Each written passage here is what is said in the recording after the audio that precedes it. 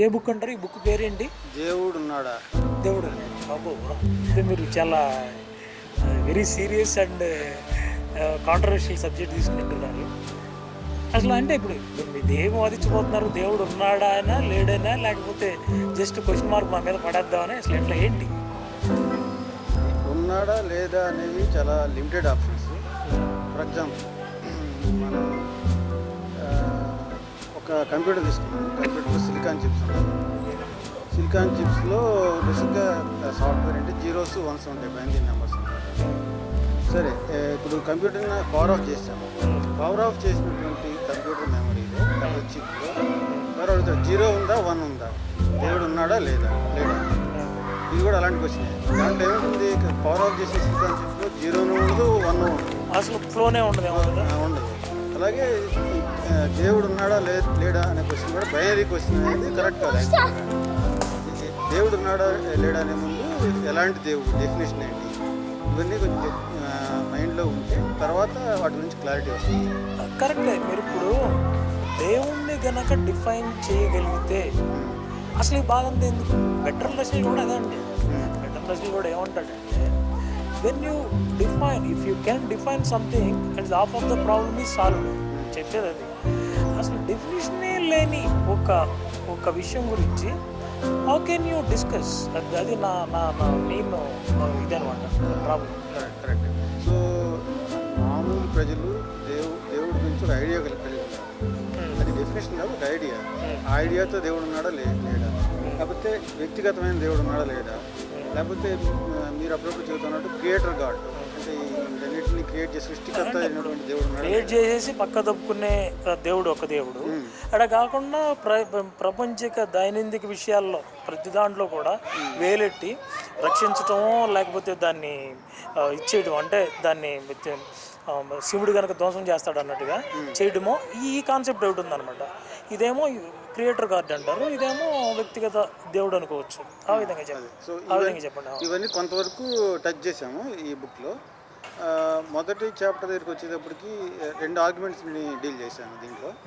Chapter పేరు ఏంటండి? Chapter పేరు దేవుడి నిర్వచనం. అది మీరు కూడా అదే తీసుకున్నారు, నిర్వచనం తీసుకున్నారు. సో ఆ చాప్టర్లో మనం టచ్ చేసిన విషయాలు ఏంటంటే, ఒకటి, జనరల్గా మనం చూస్తూ ఉంటాం ఈ ఇంటర్నెట్ డిస్కషన్లో కానీ, ఫేస్బుక్ డిస్కషన్లో కానీ, నాస్తికులు అంటూ ఉంటారు, దేవుడు ఉన్నాడని మీరు ఆస్తికులు అన్నారు, అది మీ స్టేట్మెంట్, కాబట్టి మీరే ప్రూవ్ చేయాలి, మీరే దాన్ని ప్రూవ్ చేస్తారు. మీరు పూజిస్తున్నారు, అదే ఉన్నాడు అని చెప్పాడు కాబట్టి ప్రూవ్ చేయాల్సిన బాధ్యత కూడా మీదే. కానీ దానికి ఆపోజిట్ ఆర్గ్యుమెంట్ చెబుతున్నాను ఫస్ట్ దాంట్లో. ఇది ఎలా ఉంటుందంటే, ఒక ఊళ్ళో సుబ్బారావు అనే వ్యక్తి ఉన్నాడని ఒక స్టేట్మెంట్ ఇస్తున్నాడు, ఆస్తికుడు అనుకున్నాం, అతను ఆస్తికుడు అనుకున్నాం. లేడని అతను ఇంకో స్టేట్మెంట్ ఇస్తున్నాడు, అతను నాస్తికుడు అనుకున్నాం. ఇప్పుడు వీళ్ళిద్దరు 2 రకాలుగానే ప్రూఫ్ ఉండొచ్చు. ఆస్తికుడు అయినాడు సుబ్బారావు అనే అతను ఉన్నాడు అనే అతను ముందుగా సుబ్బారావు యొక్క ఫీచర్స్ ఏంటి చెప్పాలి. ఇలా ఉంటుంది, గడ్డం ఉంటుంది, సన్నగా ఉంటాడు, లేకపోతే నల్లగా ఉంటాడు, ఇవన్నీ చెప్పి అలాంటి వ్యక్తిని ఒక అతన్ని పట్టుకుని అతని పేరు సుబ్బారావు కాదు ప్రూవ్ చేస్తే ప్రూవ్ అయిపోతుంది. అది ఆస్తికుడి ప్రూఫ్. అది ఒక నిర్దిష్టమైన ప్రూఫ్ అనమాట. అది కాకుండా నాస్తికుడు ఉంటాడు, నాస్తికుడు కూడా ప్రూవ్ చేయొచ్చు సుబ్బారావు ఊళ్ళో లేడని. నాస్తికుడిది కష్టసాధ్యమైన విషయం. ఎందుకంటే నాస్తికుడు అసలు సుబ్బారావు అనేవాడు లేడనుకుంటున్నాడు. లేడని ఎట్లా ప్రూవ్ చేస్తాడు? సుబ్బారావు అంటే నిర్వచనం కూడా ఇచ్చామనుకున్నాం, ఈ రకంగా ఉంటాడు, నల్లగా ఉంటాడు, లేకపోతే సన్నగా ఉంటాడని. అతను కూడా ప్రూవ్ చేయొచ్చు. కానీ కష్టసాధ్యమైన విషయం ఏంటంటే, అతను ఊరు మొత్తం వెతకాలి, ఊళ్ళో ఇళ్ళని వెతకాలి, ఊళ్ళో గుళ్ళు గోపురాలు, లేకపోతే అక్కడ చెట్టు చేమ చెరువులు అన్నీ వెతికి అక్కడెక్కడ సుబ్బారావు లేడు కాబట్టి సుబ్బారావు లేడు అనే విషయాన్ని అతను ప్రూవ్ చేయగలడు అనమాట. నాస్తికుడు కూడా ప్రూవ్ చేయగలడు సుబ్బారావు లేడన్న విషయం. ఇది మన బెటర్ అండ్ డెస్ట్లు చెబుతాడు కదా. ఏది కానీ ఇక్కడ డిఫికల్టీ పెరిగిపోద్దండి. అదే మీరు బెటర్ అండ్ డెస్ట్లు చెప్పినట్టే, బెటర్ అండ్ డెస్ట్లు ఏం చెప్తాయంటే, లేని దాన్ని లేదు అని ప్రూవ్ చేయడానికి యొక్క సంభావ్యత ప్రాబిలిటీ ఉంది చూసారా, అది చాలా పెరిగిపోతుంది, చాలా కాంప్లికేటెడ్ అయిపోతుంది. చాలా కాంప్లికేటెడ్. ఉన్నదాన్ని ప్రూవ్ చేయడమే చాలా కష్టం. ఇప్పుడు మీరు చెప్పిన ఉదాహరణలో ఒక ఊళ్ళో ఒక సుబ్బారావు ఉన్నాడు అనుకుంటే, ఆ ఊళ్ళో 200 గడపలు ఉన్నాయి అనుకుంటే 200 గడపలు ఎదిగి బాబు ఇదిగో 200 గడపల్లోనూ సుబ్బారావు లేడని ప్రూవ్ చేయొచ్చు. కానీ లేని దాన్ని లేదని ప్రూవ్ చేయడానికి యొక్క ప్రాబిలిటీ ఏదైతే సంభావ్యత ఉందో అది చాలా కష్టసాధ్యం అవుతుంది అనమాట. ఒకసారి బెటర్ డెస్క్ చెప్పిన ఎగ్జాంపుల్ కూడా చెప్తాను. బెటర్ డెస్క్ ఏమంటాడంటే, మన మార్స్కి జూపిటర్కి మధ్యలో ఒక కప్పు సాసరు లేకపోతే టీ కెటిల్ తిరుగుతూ ఉందనుకుంటే, ఆ టీ కెటిల్ తిరుగుతూ ఉందని ఒక అతను ఒక స్టేట్మెంట్ ఇస్తే అది అక్కడ తిరుగుతూ ఉంది అని ప్రూవ్ చేయాల్సిన బాధ్యత ఆ స్టేట్మెంట్ ఇచ్చినట్టు ఎవరైతే తిరుగుతున్నాడో వాడికి ఉంది. నేను కొద్దిగా బెటర్ అండర్స్టాండింగ్ అపోజ్ చేస్తున్నాను. ఫర్ ఎగ్జాంపుల్ మన రాజకీయ నాయకులను తీసుకున్నాం. రాజకీయ నాయకులు ఏదో స్టేట్మెంట్ ఇస్తాడు, దానికి అపోజిషన్ క్యాచ్ చేస్తారు, దానికి వ్యతిరేకంగా అతని దగ్గర ప్రూఫ్ ఉందనుకోండి వెంటనే ప్రూఫ్ బయట పెట్టేస్తాడు ఎవరు అపోజిషన్ అతను. ఈ రాజకీయ నాయకుడు తన స్టేట్మెంట్కి ఫర్గా ప్రూఫ్ తెచ్చుకునే దాకా ఆగడు. కాబట్టి అపోజిషన్ వాళ్ళు కూడా అపోజిట్ ఆర్గ్యుమెంట్ వాళ్ళు కూడా ఎదుటి వాళ్ళ స్టేట్మెంట్ రాంగ్ అని ప్రూవ్ చేయొచ్చు బేసిక్గా అతని ప్రూఫ్ ద్వారా బేసిక్గా. సో అలానే బెటర్ అండర్స్టాండింగ్ విషయంలో కూడా మేబీ అతనికి ఈ విశ్వం గురించి, లోకం గురించి, ఈ సృష్టి గురించి పరిపూర్ణమైన నాలెడ్జ్ ఉన్నప్పుడు, పరిపూర్ణమైనటువంటి జ్ఞానం ఉన్నప్పుడు ఒక సైంటిస్టో ఒక ఫిలాసఫరో బెటర్ అండర్స్టాండింగ్ కూడా రాంగ్ అని ప్రూవ్ చేయొచ్చు. బెటర్ అండర్స్టాండింగ్ రాంగ్ అని ఎట్లాగంటే యూనివర్స్ మొత్తం వెతికి దేవుడు లేడని ప్రూవ్ చేయొచ్చు. కూడా ఏమంటాడంటే కూడా ఏమంటాడంటే ఇట్లాంటి విషయాలను ప్రూవ్ చేయడం చాలా కష్టం. దాని యొక్క whatever you are calling it as a proof అంటారు చూసారా, ఇట్లాంటి వాటికి ప్రూఫ్ చెప్పడం కష్టం అంటాడు ఆయన. దీంతో పోలుస్తాడు అన్నమాట. ఎట్లా యూనికార్న్ అనేది ఉందంటాడు ఆయన. అంటే ఈ లాజిక్ని లింగ్విస్టిక్ కూడా ఆయన అప్లై చేశాడు అనమాట. దాంట్లో వచ్చిన వాదన ఇది యాక్చువల్గా. ఇప్పుడు మీరు ఒంటి కొమ్ము గుర్రం ఉంది, యూనికార్న్ ఉంది అనుకుంటున్నాం.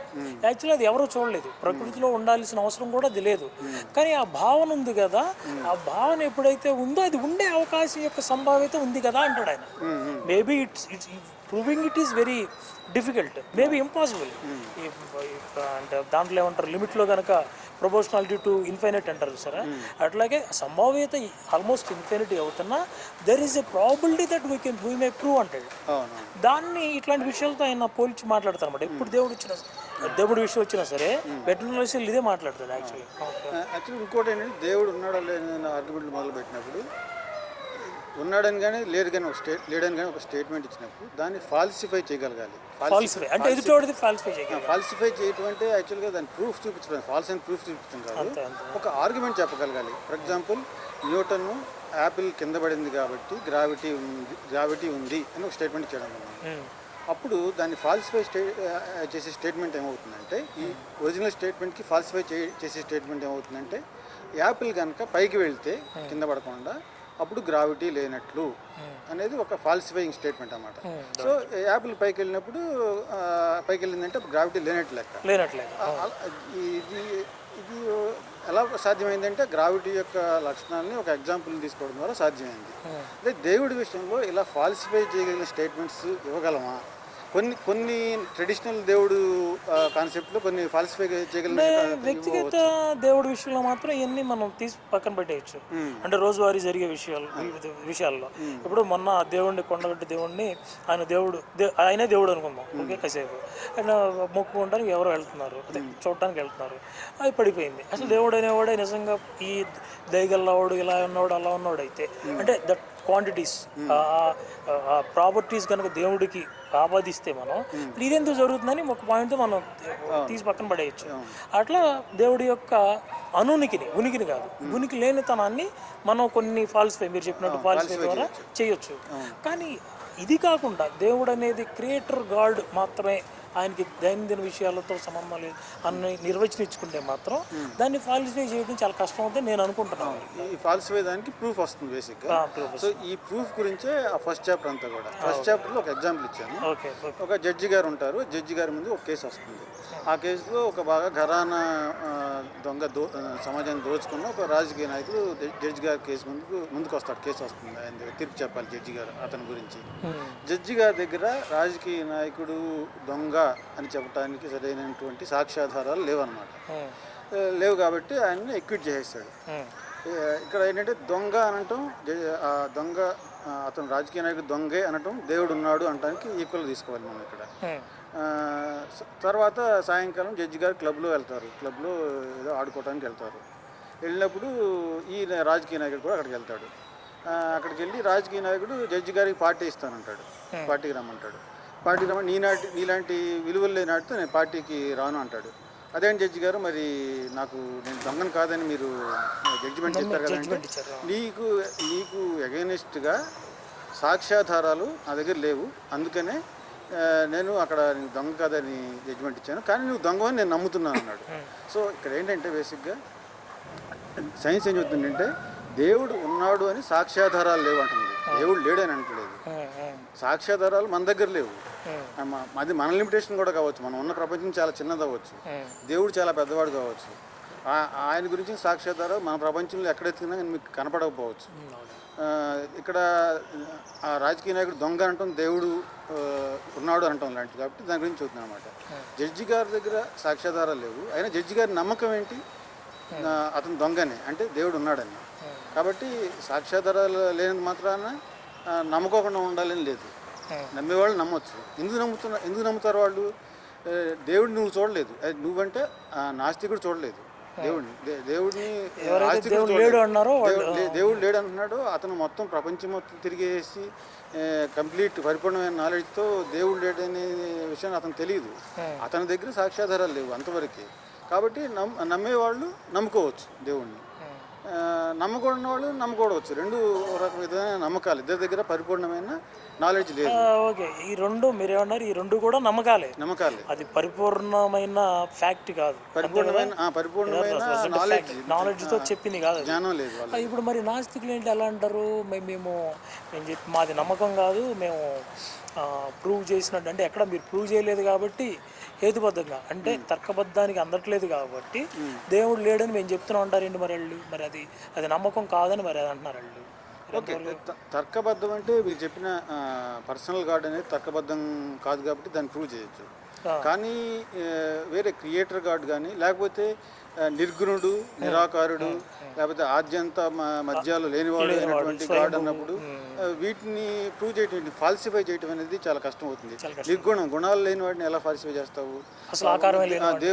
దేవుడికి ఈ గుణం ఉంటుంది, ఈ ఆకారం ఉంటుందని చెప్పినప్పుడు దాన్ని ఫాల్సిఫై చేయడం ఎలాగంటే ఆ గుణము ఆకారం లేదని ప్రూవ్ చేయగలిగితే ఫాల్సిఫై అవుతారు.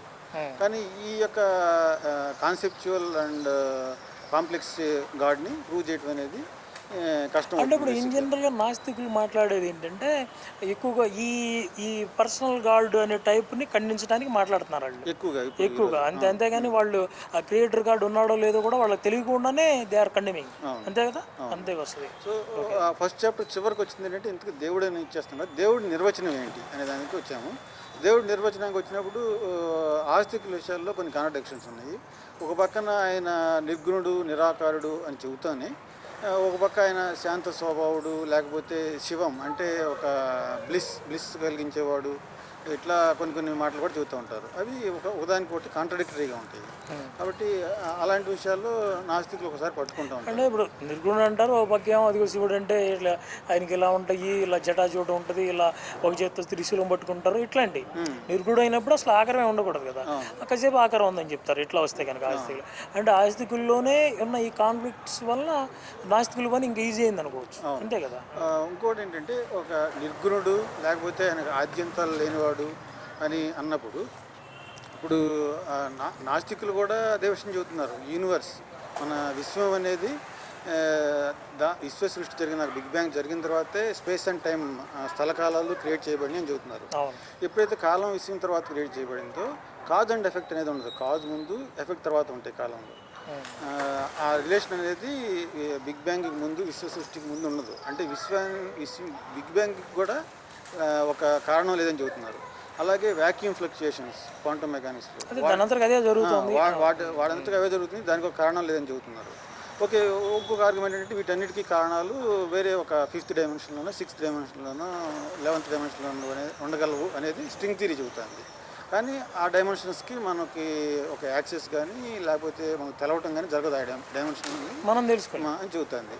సో ఇవన్నీ కూడా చూస్తే మనకు ఒక హై లెవెల్లో దేవుడు నిర్గుణుడు, ఆయనకి గుణాలు లేవు. అలాగే ఆద్యంతరహితుడు, మధ్య కూడా ఆయనకు లేదు. అలాగే స్వయంభువు, తనందరూ తానే పుట్టాడు. విశ్వం కూడా స్వయంభువి అని చెబుతున్నారు. ఫ్లక్చుయేషన్స్ అంటే కదా, స్వయంభవత్వం అంటే అదే ఫ్లక్చుయేషన్, దాని అందరికీ అదే పడుతుంది. వ్యాక్యూమ్ ఫ్లక్చుయేషన్ కానీ బిగ్ బ్యాంగ్, అది స్వయంభవత్వం. సో ఎవరికి వాళ్ళు ఆస్తికులేమో విశ్వం ఆస్తికులేమో దేవుడు స్వయంభవుడు అని చెబుతున్నారు. మరి నాస్తికులేమో విశ్వం స్వయంభవ. కానీ ఎదుటాళ్ళ స్వయంభవత్వాన్ని ఎవరు ఒప్పుకోవట్లేదు, ఒప్పుకోవట్లేదు. నాస్తికుడు విశ్వమే స్వయంభవుగా పుట్టిందంటే అది ఎలా కుదురుతుంది? ఆస్తికుడు విశ్వమే స్వయంభవుగా పుట్టిందంటే అది ఎలా కుదురుతుంది? దాన్ని సృష్టించడానికి వేరే వాళ్ళు ఉండాలి కదా అంటారు. మరి అలా అన్న ఆస్తికుడే మళ్ళీ దైవం స్వయంభవు అంటాడు. దైవం అంటే గాడ్ స్వయంభవు అంటాడు. కాబట్టి వీళ్ళిద్దరూ ఒక రకంగా చెప్పాలంటే వీళ్ళిద్దరూ ఒకే భాష మాట్లాడుతున్నారు కానీ ఒకరినొకళ్ళు అపోజ్ చేసుకుంటున్నారు.